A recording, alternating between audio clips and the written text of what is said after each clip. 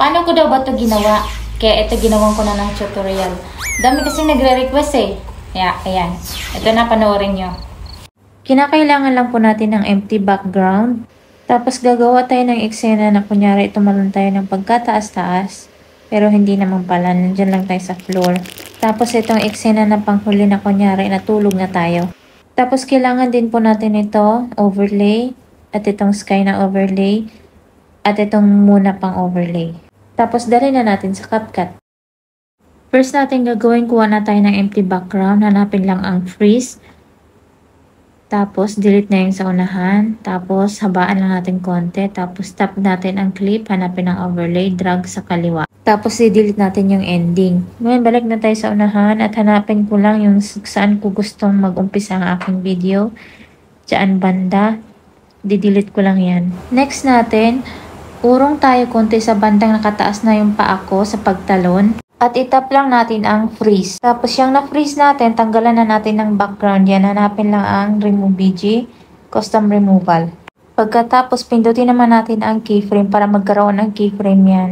Urong natin ang clip para magkaroon ng keyframe at i-drag natin pataas. Tapos tap split at alisin ang natirang keyframe. Tapos split din sa background sa taas. Tapos delete yung natira. Tapos dito, add na natin yung overlay na building. Dito, lagyan lang natin ng animation. Pindutin lang ang square at pindutin ang mix. So ngayon, balik lang tayo sa kaputol ng ating clip. Tapos ibaba natin siya at paliitin. Inulit natin ang keyframe at urong ng konti. Tapos palakihin ng konti at ilabas sa screen pataas. Tapos split ulit natin sa gitna at delete na natin yung sobra. Ganon din sa background, split tapos delete. Ngayon, add na natin ang sky background. Zoom in lang natin ang ating sky background. Gayahin nyo na lang yung ginagawa ko. Tapos habaan lang natin ng konti.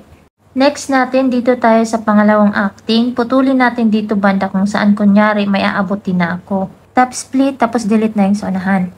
Tapos drag lang natin to. Tapos tap clip, tap remove background. Ngayon, pag okay na, paliliitin natin siya at ilagay natin sa baba. Lagyan natin ng keyframe at iurong sa banda na may inaabot na ako. Tapos drag natin siya pataas. Next, lagyan din natin ng keyframe ang background katapat ng clip natin sa baba. Tapos pagkagalawin natin ang sky, ibaba lang natin siya ng konti. Tapos dyan sa may keyframe, split natin yan, tapos delete. Tapos next, tap overlay at i-add na natin ang moon background. At hanapin natin ang layer at ilagay natin sa back si moon. Liitan lang natin ng konti yung saktong hahawak na siya sa moon. Next, dugtong na natin yung tira ng ating clip. Tapos tanggalan lang natin ng background. Tap remove BG. Pag okay na, lagyan lang natin ng dalawang keyframe at liitan lang natin ng napakaliit. Tapos dyan, split na natin ang ating background ng moon at i-delete na yung sobra. Next naman natin, ibalik na natin ang ating photo na may building. Tapos adjust lang natin siya ng konti. Tapos tap natin ang ating clip at lakihan ulit natin ng konti at ibalik natin sa taas yung hindi na makikita sa screen. Tapos lagyan ulit natin ng keyframe at iurong ang clip ng konti at ibaba naman natin ang clip papunta sa gitna ng mga building at paliitin natin. Tapos split natin dyan banda at yung sobra delete na natin yan. Pati yung building natin split din natin at delete ang sobra. Next, dito tayo sa last part ng aktingan. Putulin lang natin dito banda yung saktong pahiga na tayo. Tapos delete na natin yung sa unahan. Tapos adjust na natin to doon sa dulo. Tapos tap natin ang last clip hanggang sa may nakahiga na siya at putulin na natin yan at i-delete. Hindi na yung kailangan. So, ito na yung resulta. Yun lang naman, napakadali lang naman. Pag nasundan, madali lang. Yun lang. Thanks for watching.